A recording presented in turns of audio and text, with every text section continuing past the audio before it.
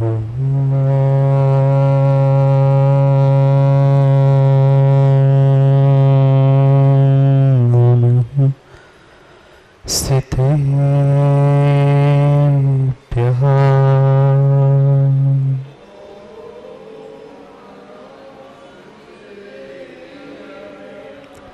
श्रीगम्भीरं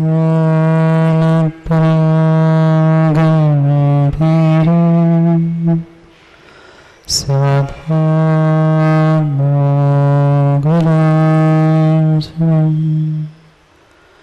जियात्रैलोक्यनाथस्य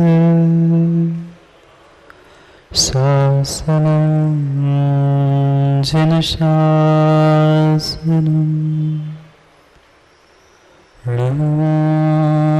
सर्वसिद्धे जानतं खवदिदेह संसारे दस दस दो दो बजने दस दान पे वोची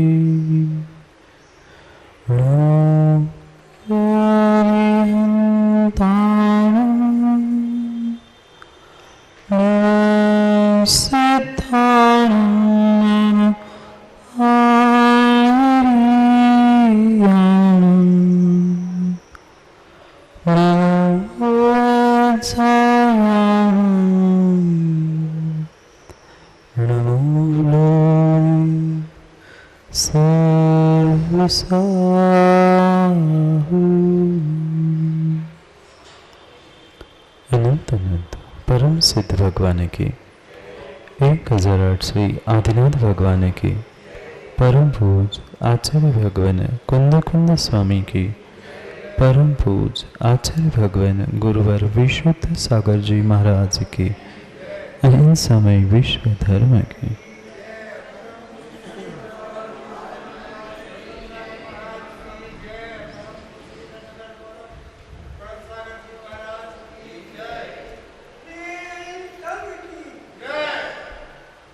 अंतिम तीर्थेश वर्धमान स्वामी के शासन में हमसे विराजते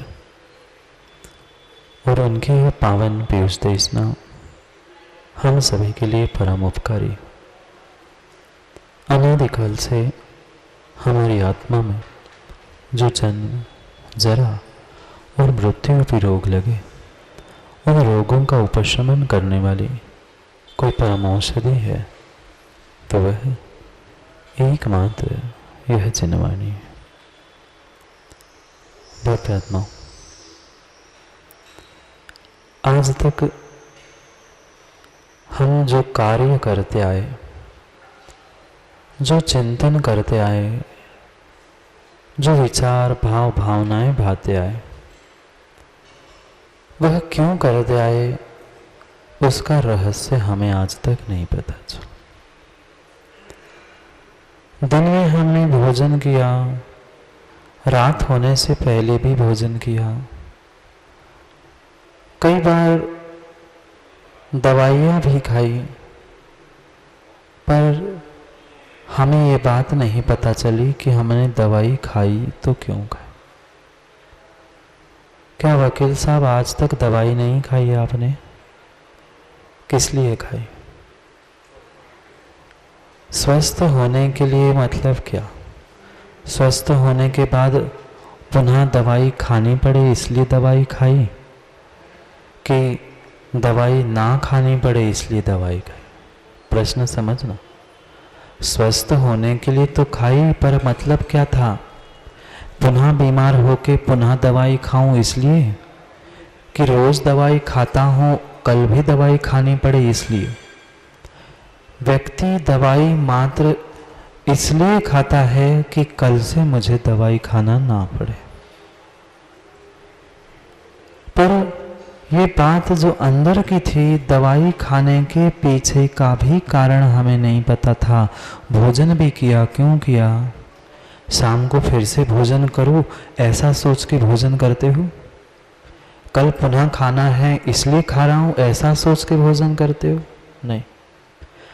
हम चाहे भोजन हो चाहे दवाई हो इसलिए खाते हैं कि पुनः दवाई पुनः भोजन खाना ना पड़े।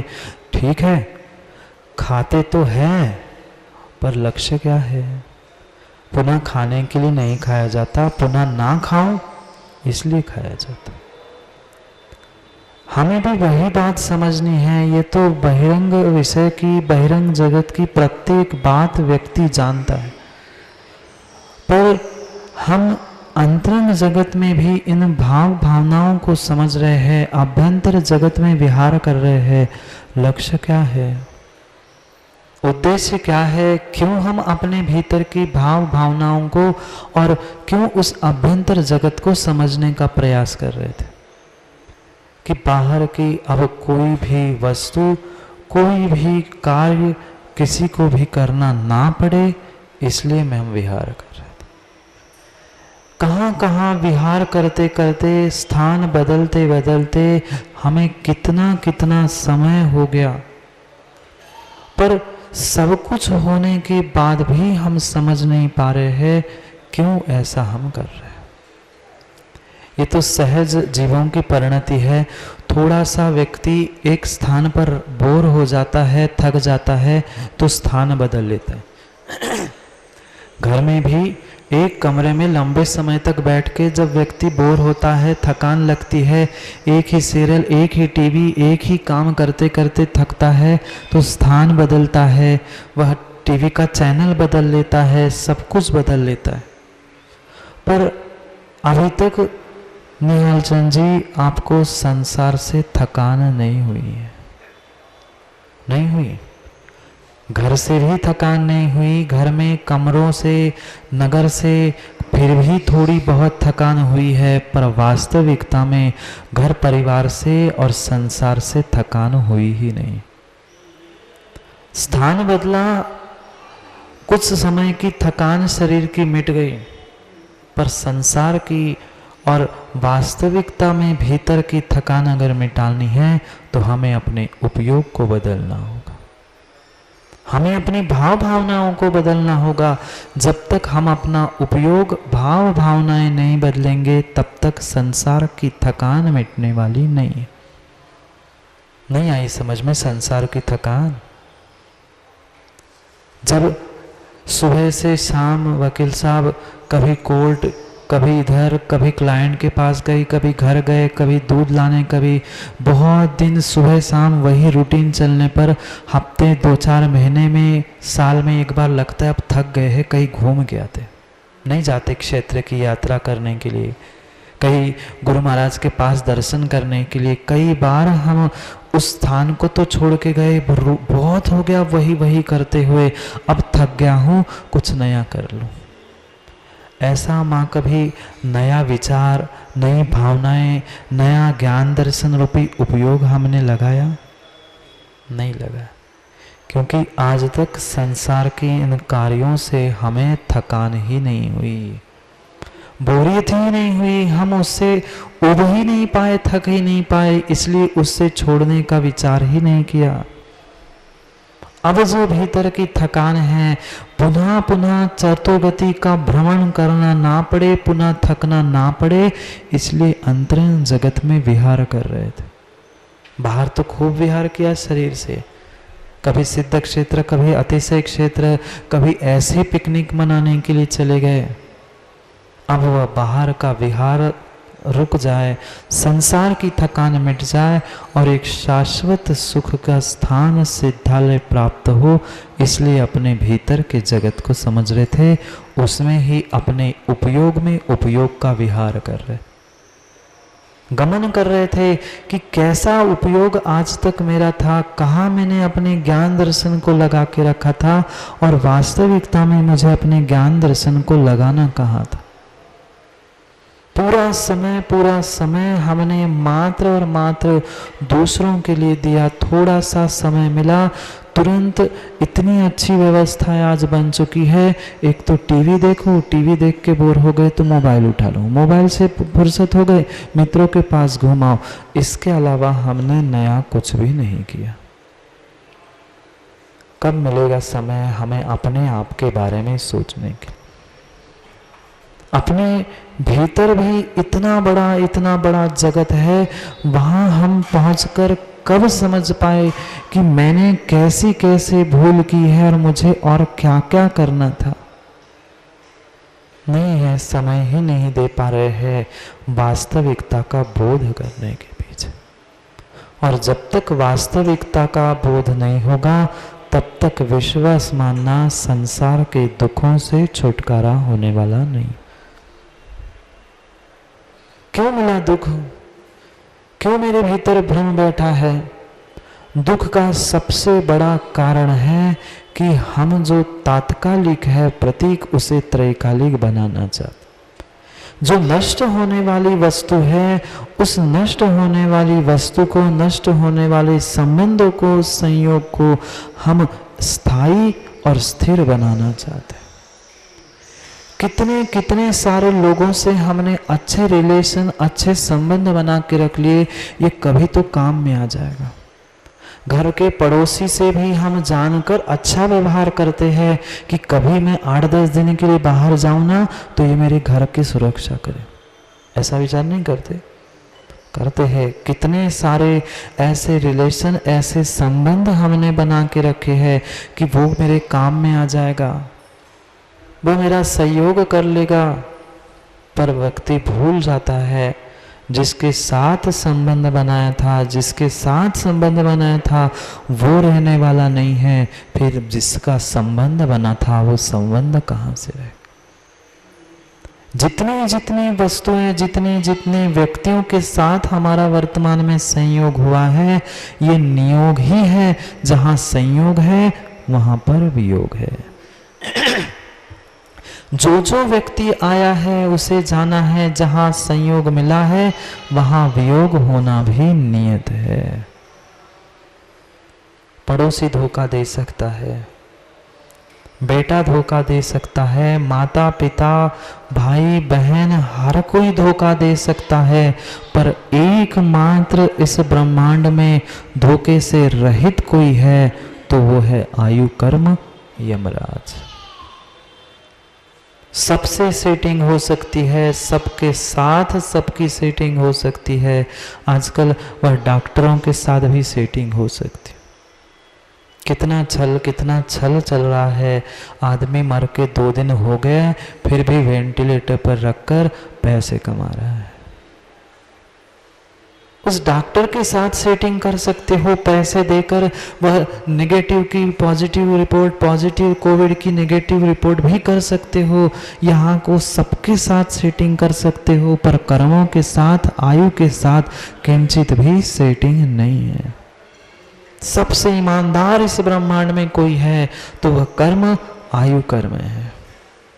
सब बदल दो, सब बदल दो, लेखा जोखा बदल दो, रूप बदल दो, रंग बदल दो, हाव भाव बदल दो, पर आयु कर्म बदलना आपके हाथ में नहीं है।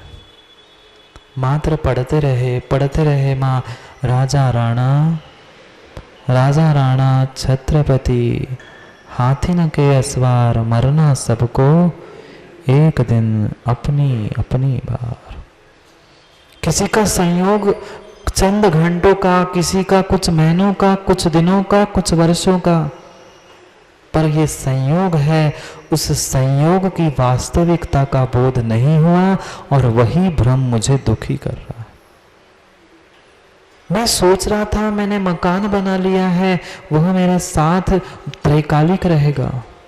जो संबंध मैंने बनाए थे वो मेरे साथ रहेगा, पर ना संयोग वस्तुओं का साथ रहेगा, ना संयोग किसी व्यक्ति का जो संबंध रूप मैंने बनाया था वो भी साथ रहने वाला नहीं है। चाहे बेटा हो, चाहे बेटे की माँ हो, चाहे और कोई भी संसार के मित्र का भी संबंध क्यों ना हो, वह समय आने पर विलीन ही होगा। हाँ, सबका समय एक सा नहीं है। कब कौन आएगा और कौन कब जाएगा उसका कोई गणित नहीं है, पर जाना है ये भी पक्का है। भूल जाता है, बहुत बहुत जल्दी व्यक्ति भूल जाता है, क्योंकि ये इंसानों की नहीं प्रत्येक जीव की आदत बन चुकी है। हम अच्छी बातें तो बहुत जल्दी भूल जाते हैं और सालों पुरानी कसाई की बात गांठ बनाकर रख देते हैं। उसने 25-30 साल पहले मुझसे ऐसा कहा था, वो तो हमें याद है, पर 25 दिन नहीं, 25 घंटे पहले, 24 घंटे पहले कल हमने क्या पढ़ा था जिनवाणी में, भूल जाते। अब भूलने का समय नहीं है। दूसरों के साथ फिर भी धोखा कर लोगे, दूसरों के साथ फिर भी धोखा कर लोगे, पर स्वयं के साथ और आयु के साथ कोई धोखा नहीं है, कोई धोखा नहीं है। ये तुम्हारी आयु, ये तुम्हारा यौवन, ये तुम्हारा रूप, ये तुम्हारा पद, ये तुम्हारा सौभाग्य सभी क्षण में विलीन ही होने वाला है, विलीन होगा, नियम से होगा। ये जो भीतर का भ्रम है ना मां, तात्कालिक यानी क्षण भंगुर अनित्य, उसको नित्य बनाने का जो हमारा प्रयास चल रहा है, चाहे वह मकान हो चाहे संबंध हो, वही हमें दुख दे रहा है। दुखी नहीं है ना? हर 2-4 दिन बाद इसलिए याद दिलाता हूँ कि वास्तविकता को कम से कम 1 घंटे बैठे बैठे सोच ही लो। 23 घंटे सत्य को नहीं स्वीकार करते, 1 घंटे ही कर लो तो कुछ तो काम बने। माँ दुखी नहीं है ना? दुखी नहीं है ना? दुखी है। कोई बेटों से दुखी है, कोई बहू से दुखी है, कोई किसी से दुखी है। वह इसलिए दुखी है कि हमने उसको अपना स्वरूप मान के रखा। बेटा मेरा है, मकान मेरा है, ये मेरा है और मेरा है, मैंने बनाया है, तो ये मेरे जैसा चलेगा। मानते हैं बेटे आपकी बात? मानते हैं बेटे आपकी बात? बहू बे अपनी बात, आपके पोते कोई भी किसी की बात नहीं मानता है। कल भी कहा था, बहू बेटे ये तो फिर भी भिन्न द्रव्य था, तुम्हारा शरीर तुम्हारी नहीं मान रहा है। मानता है क्या? क्या सर पे तेल घी कुछ नहीं लगाया था वकील साहब? पंडित जी कुछ नहीं लगाया था क्या? सर पे तेल नहीं डाला था? कहाँ गए बाल? सब कुछ किया था समय पे, तेल घी दवाई सब कुछ करने के बाद भी समय आने पर सर के बाल छुल गए। जो खजूर जैसा चमकने वाला चेहरा था वह खारक जैसे सूख गया, मुरझा गया। क्या तेल, खाने के लिए घी, अच्छी सामग्री नहीं मिली थी? सब कुछ मिली थी। कहीं से कहीं तक भोग सामग्री में कमी नहीं की थी हमने। की थी? नहीं की थी। खाने के लिए नहीं था घी तो कर्जा लेकर भी घी खा लिया। ऐसे भी दिन देखे लोगों ने। नहीं है खाने के लिए फिर भी कर्जा लेकर घी लेकर पकवान बना के खाए, पर शरीर बचा। अब वही जो भोजन कुछ वर्ष पहले खाते थे वह पचाने की ताकत है? नहीं है। आप खिला दो किसी वृद्ध को, वे बैठे टिक के, आनंद दादा खिला दो बादाम का हलवा, पचा पाएंगे?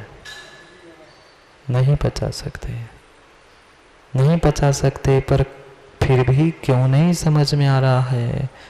क्यों नहीं हम अपना विवेक जागृत कर रहे हैं कि संसार की प्रत्येक वस्तु प्रति क्षण नष्ट हो रही है और उसमें मेरा भी नंबर है। मेरा मतलब मेरा भी और मेरा भी।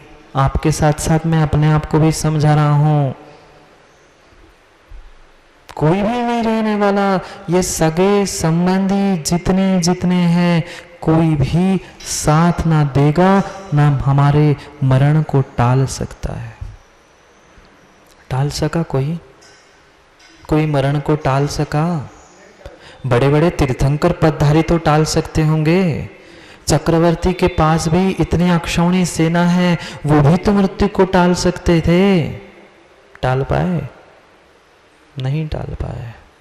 बलदेव, नारायण, कामदेव, तीर्थंकर के माता पिता, रुद्र, कौन?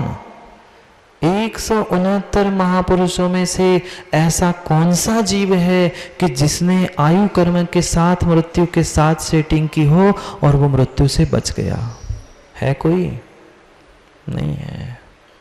जब जो आगामी काल में भगवान बनने वाले हैं, तद्भाव में भगवान बनने वाले हैं, ऐसे जीवों को मृत्यु ने नहीं छोड़ा, तो फिर हमें और हमारे साथ रहने वालों को कौन छोड़ सकता है? क्यों हम व्यर्थ में दुखी होते हैं? क्यों व्यर्थ में दुखी होते हैं? जन्म हुआ है, संयोग हुआ है, तो मरण होगा। ये आम बात है, ये बहुत ही आम बात है। आम खाया? आम शब्द ही स्वयं कह रहा है आम। आया कुछ समझ में? बहुत आम बात है, सामान्य तो है पर आम। जो आया है वो मरेगा, जो आया है मरेगा, ये आम बात है। आया हुआ मरता है, ये बहुत ही सामान्य आम बात है। आगे आप समझ में? निहालचंद जी थोड़ी देर लगती, कोई बात नहीं, कम से कम समझ में आया। अभी समझ में नहीं आया, शब्द समझ में आया है, भाव अंदर तक नहीं उतरा। हाँ, जब तक चेहरे पर मुस्कुराहट है, जब तक आंखों में पानी है, तब तक विश्वास मानना सत्य का बोध नहीं हुआ। मकान बांधकर जन्म देकर किसी को खुश हो रहे हो तो भी भ्रम में हो, और मरने के बाद वस्तु छूटने के बाद रो रहे हो तो भी तुम भ्रम में हो। ये बहुत आम बात है। आया है, मरना है।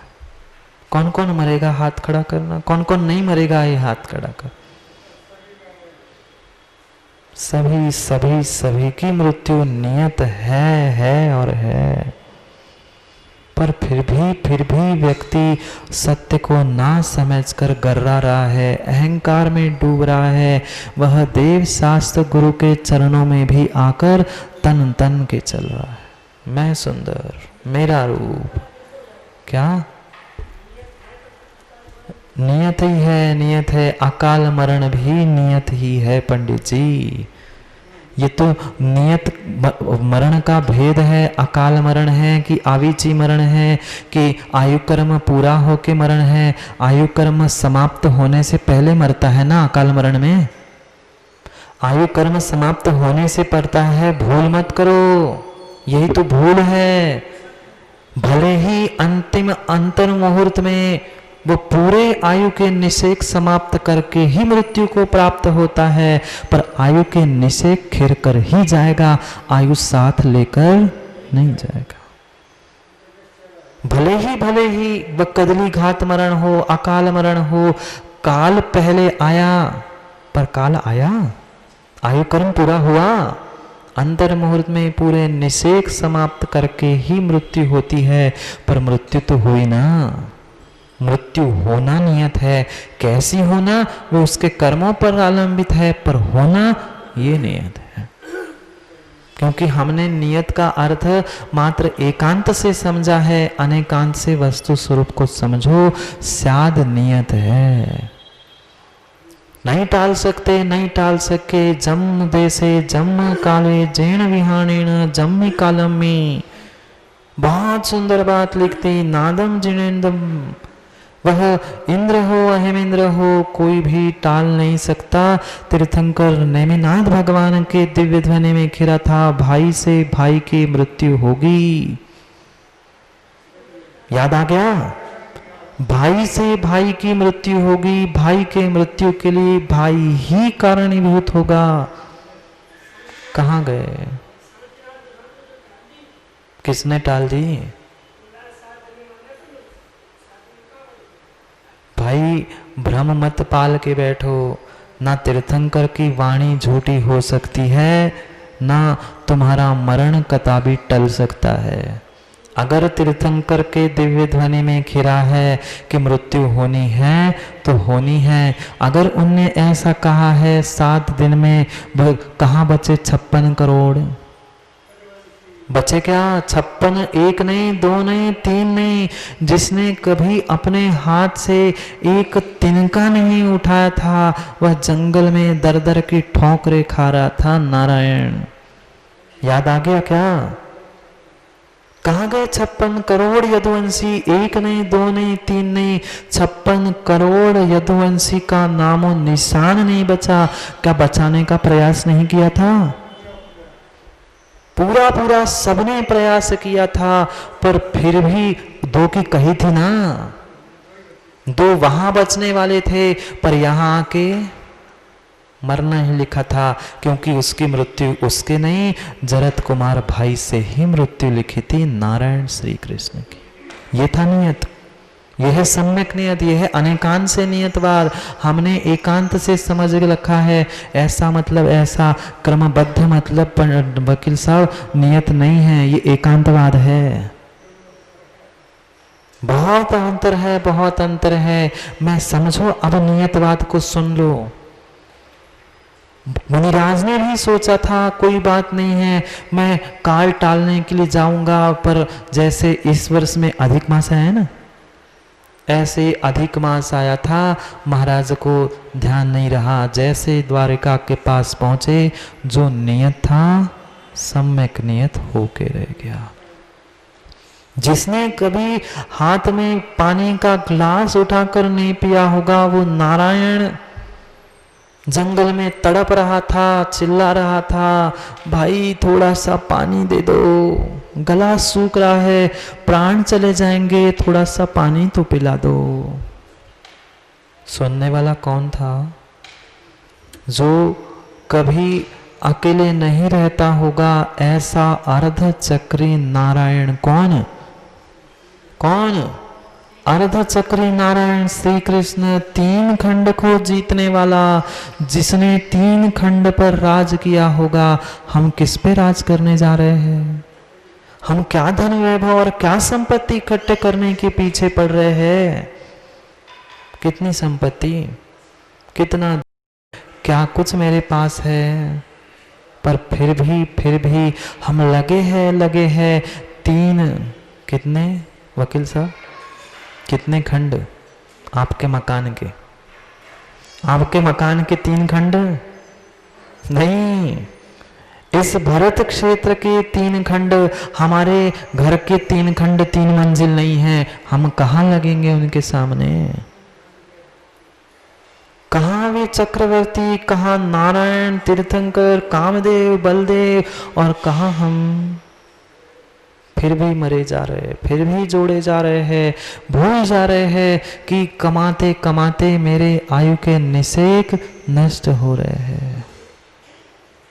नहीं हो रहे नष्ट? भूल मत करना, भूल मत करना, ये आयु नष्ट हो रही है एक एक क्षण में। तीन खंड का स्वामी नारायण जंगल में अकेला तड़प रहा था।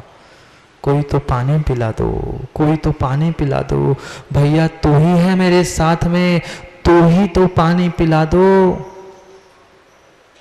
पानी लेने के लिए जा तो सकते हैं, पानी लेके आ भी सकता है, पर माँ किसी को पानी पिलाया नहीं जा सकता। जंगल में कहाँ रखा था बर्तन, कहाँ रखा था पानी, कैसे ले आता? पहुंच तो गया पानी लेने के लिए, पर क्या करता? बर्तन ही नहीं था, पत्ते निकाले, पत्तों का दोना बनाया, पानी भर ही रहा था, पानी भर ही रहा था, इधर पानी आंखों से बहना प्रारंभ हो गया। वह जरत कुमार शिकार करने की खोज में ही चल रहा था। वह नारायण के पैर के अंगूठे पर पद्म का चिन्ह देखकर उसे लगा कि हाँ ये हिरण की आंख है, लगाया निशान, छोड़ दिया।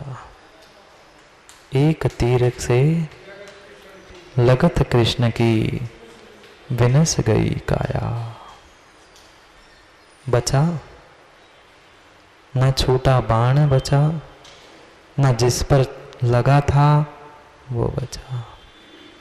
जैसे इधर से बाण छूटा, इधर उसको नारायण को बाण लगा, जोर से आवाज आई, बचाओ बचाओ बलदेव बचाओ। हाथ का दोना, भरा हुआ पानी, हाथ का दोना हाथ में ही रह गया।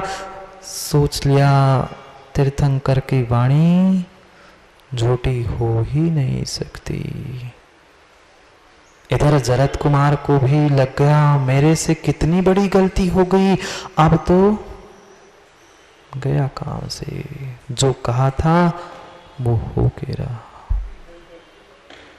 वह हाथ में लिया हुआ दोना दौड़ते दौड़ते आ गया, दोने में कितना पानी बचेगा। फिर भी जैसे तैसे पहुंचा, देखा बाण लगा है, अब क्या करूं। बात करने लगा, क्या हुआ कैसे हुआ।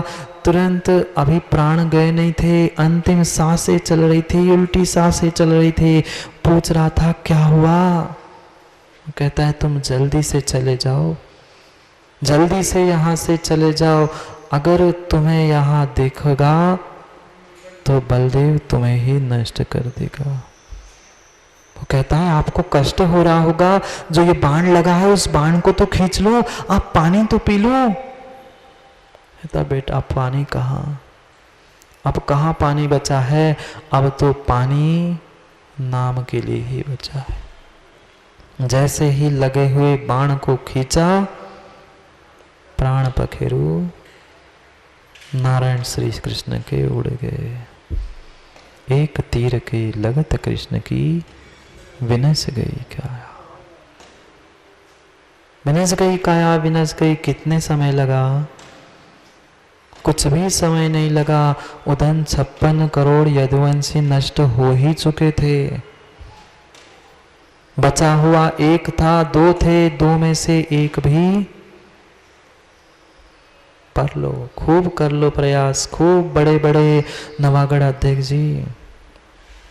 ना अध्यक्ष पद बचने वाला है, ना हम बचने वाले हैं। बुरा लग रहा है क्या? पर सत्यता यही है, सत्यता यही है।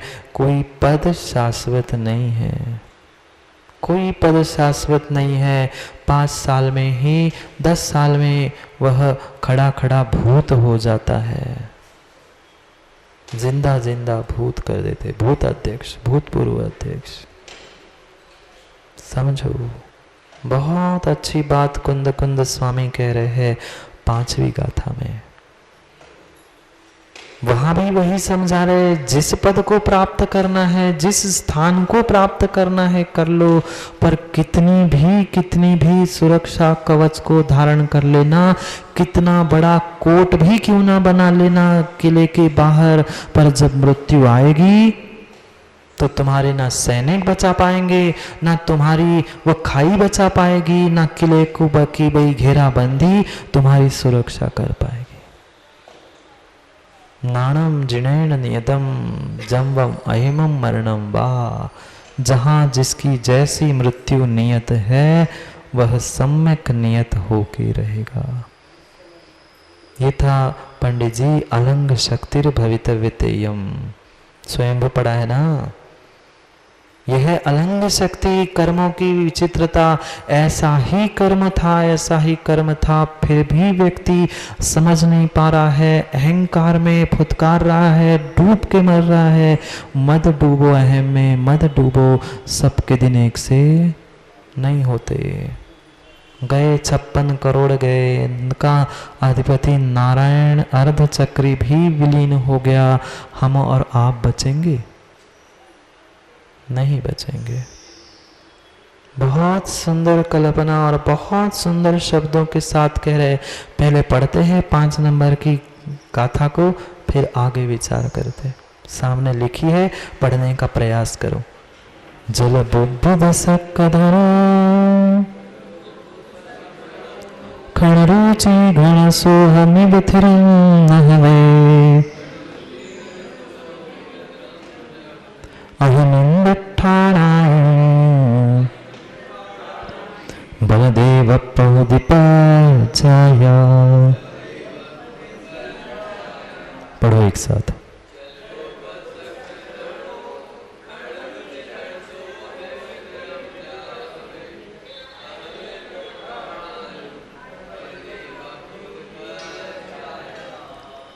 जल बुब्बुद, जल बुब्बुद यानी जल का बुदबुदा।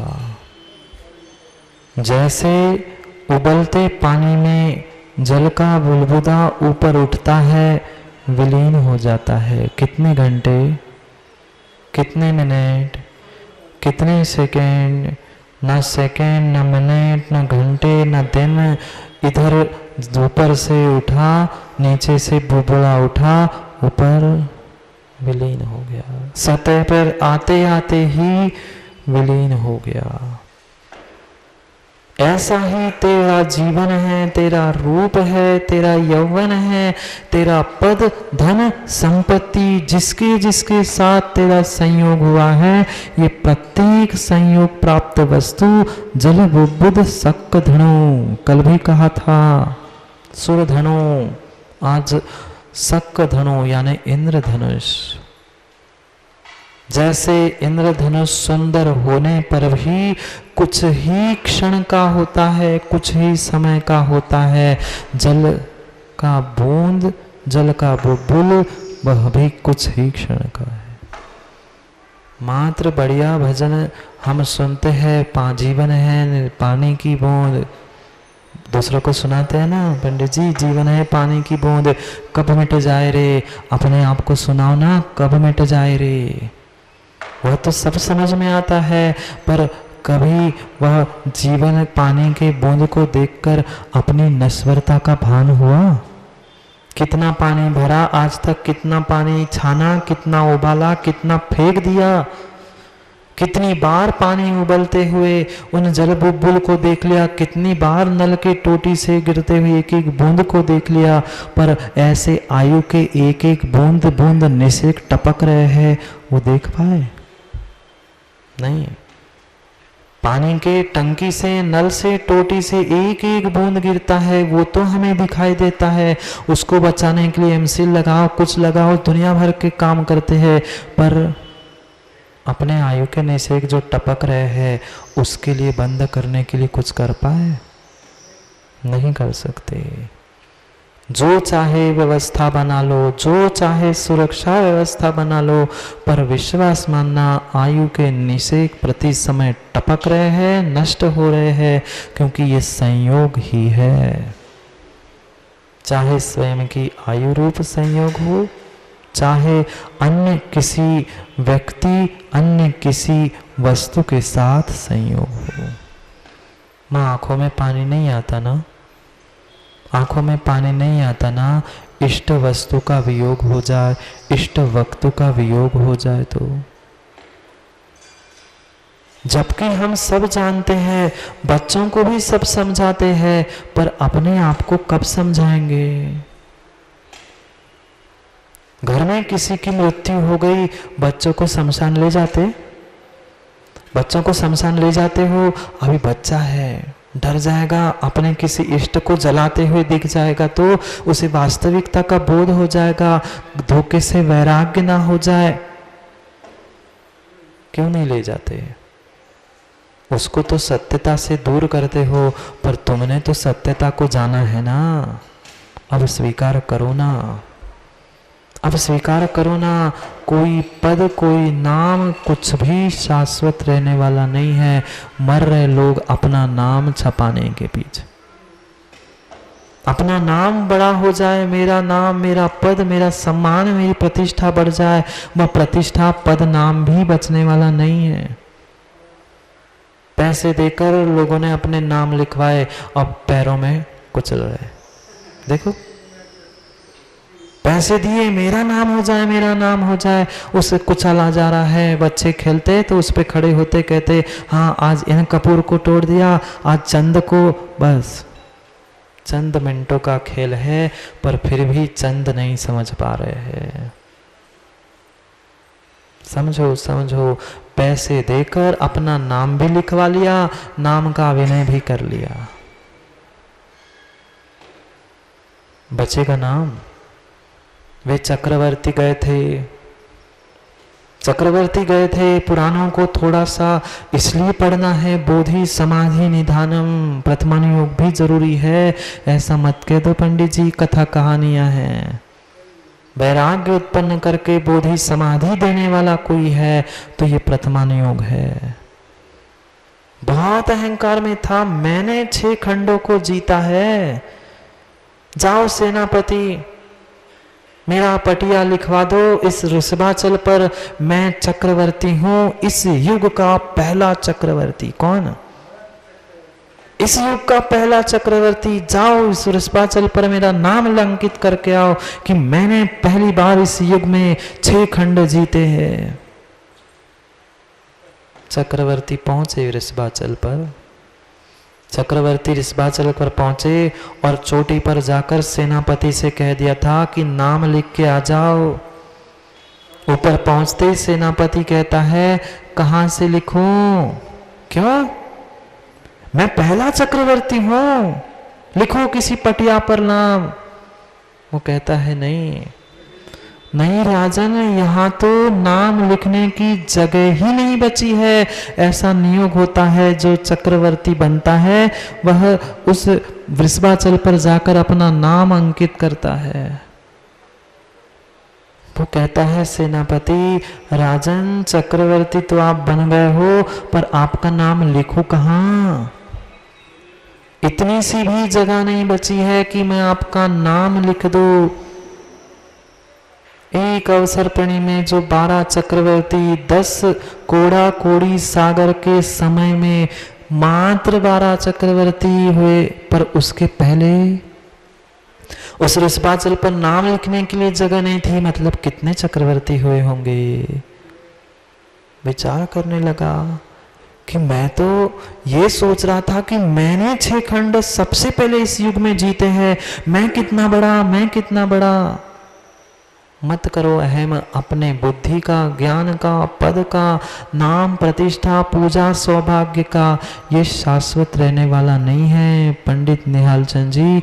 कब को तुम्हारा मति श्रुत कुमति कुश्रुत हो जाए, कोई भरोसा नहीं है।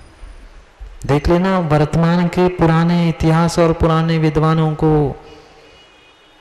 जितनों ने किंचित भी ज्ञान के मद में आकर आगम के विरुद्ध बोला है, उनकी समाधि कैसी हुई है आप सब जानते हैं। नहीं जानते? मत इतराओ, मत इतराओ, मत इतराओ। माँ मत रूप यौवन के पीछे मत इतराओ, मत दिखावा करो, मत तन तन के चलो। चलने की स्टाइल युवाओं की बदलती है। नहीं देखा? जो दिखाना चाहता है उसकी तन के चलता है। जो बेचारे अभी मनुष्य बन के तन के चल रहे ना, वे अगली पर्याय में वकील साहब बनेंगे इल्ली तन तन के चलने वाले। पहले तनती है, फिर ऐसे, फिर तन रही, फिर ऐसी, फिर तन रही, फिर चल। ये सब कर्मों के नियोग है। चक्रवर्ती सोचने लग गया, क्या करूं?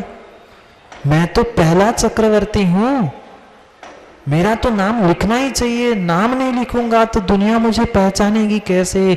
आज कितने सारे त्यागी व्रती भी वकील साहब बेचारे उसके पीछे पड़े हैं। मेरा नाम ऊपर होना चाहिए, मैं बड़ा हूं, मेरा नाम बड़ा होना चाहिए, इसका छोटा होना चाहिए। अरे अपने नाम के पीछे क्यों मर रहे हो? ना नाम बचेगा, ना फोटो बचेगी, ना पटिया बचेगा, ना अखबार बचेगा, ना कुछ भी बचेगा। फिर भी स्पर्धा चल रही है। मैं सोच रहा था मैं सबसे पहला चक्रवर्ती और मेरा नाम नहीं। आदेश कर दिया, जाओ सेनापति, जो पटिया होगी उस पटिया को पलट दो। कौन कह रहा था? इस युग का पहला चक्रवर्ती भरत कह रहा था, मेरा नाम तो लिखना ही पड़ेगा। दूसरे का नाम लिखा है उसे पलट दो, उसके पीछे लिखकर वो पटिया लगा दो। आप कह सकते हो कि महाराज जब चक्रवर्ती ऐसा कर सकता है तो हम भी करेंगे। ऐसा करने से वो महान नहीं हुआ। ये सब छोड़ने के बाद वैराग्य धारण करके दीक्षा ली, तब वो भगवान बन पाए। अहंकार के नाम से कोई नाम नहीं लेता। दोनों सगे भैया, कौन? दोनों सगे भैया भगवान बने उसी पर्याय से। पर जब जब भरत बाहुबली का नाम आता है, भगवत्ता बाद में याद आती है, उन दोनों का युद्ध पहले याद आता है। हाँ, जो शब्दों में कह लो पंडित जी, शब्दों की अपने पास कमी नहीं है, पर हम कितना अहंकार के पीछे लड़ रहे हैं। त्यागी व्रती होने के बाद भी थोड़ा सा विचार करें। क्यों लड़े थे माँ? सब कुछ हो गया था, पर चक्र अंदर सीमा में नगर में प्रवेश नहीं कर रहा था। पूछा क्या हुआ? पटिया पलट के नाम लिख के भी आ गए अपना, पर अंदर जाए कैसे? अंदर जाए कैसे चक्र? पूछा क्यों नहीं जा रहा है अंदर? सबने आपकी अधीनता स्वीकार कर ली स्वामी, पर अपने जिसे कह रहे थे ना, वे अपने ही आपकी अधीनता स्वीकार नहीं कर रहे हैं। क्या किया जाए? क्या किया जाए? आदेश कर दिया, बाकी सबने तो स्वीकार कर लिया, पर बाहुबली भगवान, जो भगवान के नाम से आज पूजे जा रहे हैं, मानो नहीं मानो, उतने क्षण तो कसाय का व अहंकार का, मान का उद्रेक था ही। नहीं होता तो सबके जैसी दीक्षा वही लेके छोड़ के चले जाते ना। लड़ने के बाद क्यों छोड़ा? मैं भी तो उसी का बेटा हूं। किसका? तू अगर अपने आप को पहले भगवान का बेटा मान रहा है, आदिनाथ का, तो मैं कम हूं क्या? मैं भी लड़ता हूं। आओ मैदान में, हो दम तो। मत करो अहंकार, कुछ भी बचने वाला नहीं है। राजा राणा छत्रपति हाथिन के असवार, मां मरना सबको एक दिन अपनी अपनी बार। कोई आज जाएगा, कोई कल जाएगा, कोई परसों जाएगा, जाएगा तो जाएगा ही। बस 12 भावनाओं का ही शायद चिंतन कराने के लिए वो कोविड-19 और कोरोना नहीं है। देखो ना, अखबार का कोई एक ऐसा पन्ना आज नहीं ऐसा जा रहा है, टीवी में 24 घंटे में ऐसी कोई ऐसी न्यूज़ नहीं मिल रही है होगी कि जहाँ पर नहीं लिखा होगा कि ये इनका स्वर्गवास हो गया, ये पॉजिटिव निकले हैं, उनकी तेरही है, उनकी शुद्धि का है। नहीं है क्या? बाहर की छोड़ दो, अपने ललितपुर की देख लो, कर लो थोड़ा सा तो अस्थिर अनित्य भावना का चिंतन कर लो कि जो कल हमारे साथ थे वे आज कहाँ हैं। रोने के लिए नहीं तो वकील साहब तुरंत आंखों से पानी आ जाएगा। अब सत्यता का बोध करो, वो संयोग था, वियोग हो गया। अब उनके पीछे दुख करके हम अपने आप को और अपने कर्मों को और बांधकर दुखी ना हो, यही वास्तविकता है। मर रहे बेचारे पूछ के पीछे, मेरी क्यों नहीं पूछ हुई, मेरी क्यों नहीं पूछ हुई। मूछ तो चली गई और पूछ के लिए लड़ रहे हैं। मुझे क्यों नहीं पूछा, मैं भी करता, मुझे नाम चाहिए। नहीं, न राजा, न राणा, न छत्रपति, न चक्रवर्ती, कोई भी नहीं बचा। अहिमिंद ठाणाइम, पढ़ो शब्द 5वीं गाथा का 3रा चरण। अहिमिंद्र ठाणाइम, अहिमिंद्र का पद अमर अमर अमर कहने वाले अहिमिंद्र भी नहीं बचे। चाहे वैंतर जाति के देव हो, चाहे सर्वार्थ सिद्धि में जन्म लेने वाले उत्कृष्ट जाति के वैमानिक देव क्यों न हो, कोई 33 सागर बार मृत्यु को प्राप्त होता है, कोई एक सागर में होता है, पर होना सबको है, मिटना सबको है। फिर मिटना है ही तो पहले कसाय को मिटाओ ना, फिर अपनी पर्याय मिट जाए। क्योंकि ये पज्जाया बलदेव पहुदी, बलदेव नारायण कौन बचा? नहीं बचा। एक तीर के लगत कृष्ण की विनश गई काया। 3 खंड को जीतने वाला, कितनी रानी, कितने सेवक, कितने हाथी घोड़ा, कितने सेना, सब कुछ होने के बावजूद भी कोई उनकी रक्षा नहीं कर पाया। भाई से मृत्यु होनी थी, भाई की भाई से मृत्यु हो गई। विचार करो, मत डूबो अहम में, मत पूछो पूछ के पीछे। जल बुलबुल सक्क धणु घन रुचि घन सोहमिव। जैसे मेघ बादल देखे, एक क्षण में कुछ सुंदर आकार होता है, व्यक्ति सोचता है उसका मैं चित्र बना लूं, उसको अपने आंखों में समा लूं, आंख की पलक बंद करके खोलो तब तक वह बादल का आकार देखा कभी आपने? बरसात के समय में सुंदर सुंदर बादल, सुंदर सुंदर सूर्यास्त सूर्योदय के समय में बहुत सुंदर रंग बनते, बहुत सुंदर आकार बनती है, पर क्या वह शाश्वत रहे? क्या वह स्थिर रहे? नहीं रह पाए स्थिर। घन रुचि बिजली, घन रुचि यानी बिजली, यहाँ बिजली कौनती है पता नहीं, कितने क्षण में वो विलीन हो जाती है। मात्र उस बिजली के समान आप भी इस मनुष्य पर्याय में चमकोगे और चले जाओगे, पर वह समय अधिक होने से हमें समझ में नहीं आ रहा है, समझ में नहीं आ रहा है, पर बिल्कुल वैसी स्थिति है। इधर बिजली चमकी, कुछ क्षण के लिए प्रकाश हुआ, विलीन हो गई। ऐसी तेरी युवा अवस्था है, चंद मिनटों की युवा अवस्था में संभल जाओ तो संभल जाओ, बाकी कोई संभलने का साधन नहीं है। हाँ, पूरा पूरा काला अंधेरा है, अमावस की रात है, घनघोर बारिश और बादल है, उतने में एक क्षण के लिए भी बिजली चमक जाए, सामने वाली वस्तु व्यक्ति दिखती कि नहीं? कितना ही काला अंधेरा हो, कितनी ही काली घटाएं हो, पर जितनी तेज एक क्षण के लिए बिजली चमकी थी, एक क्षण में सामने की वस्तु व्यक्ति सब कुछ झलक जाता है। ऐसी तेरी एक क्षण की ये मनुष्य पर्याय युवा अवस्था है। समझ जाओ, देख लो वास्तविकता को तो समझ जाओगे, नहीं तो पुनः 84 के चक्कर खाते हुए स्थान और गतियां बदलती रहनी पड़ेगी, बदलती रहनी पड़ेगी।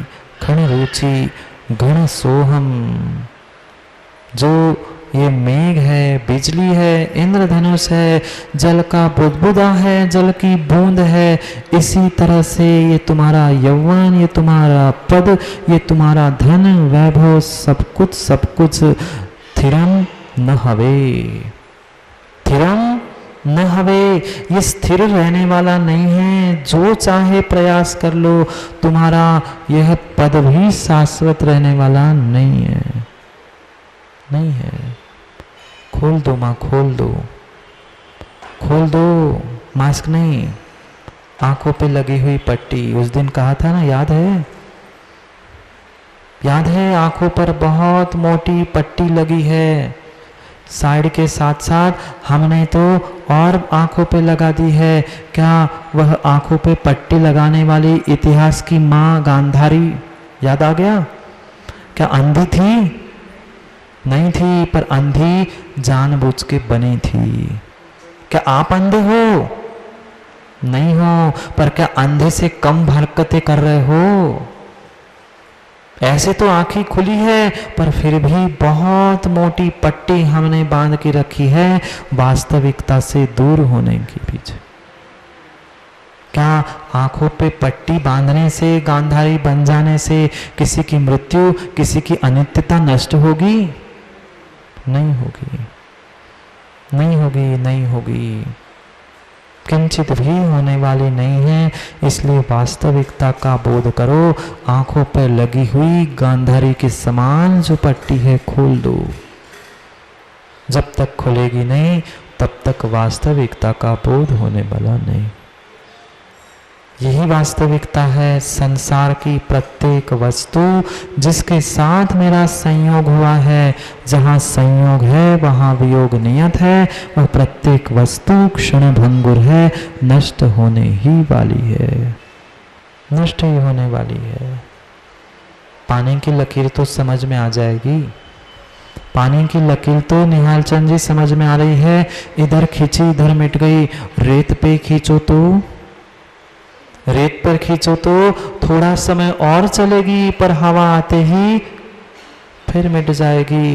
और समझदार व्यक्ति लकी कहते हम तो पत्थर पर टांकी से निशान रेख खींच लेंगे। खींच लो, पत्थर पे भी निशान, पत्थर की भी लकीर खींच सकते हो, पर पत्थर की लकीर भी लंबे समय तक नहीं रहेगी।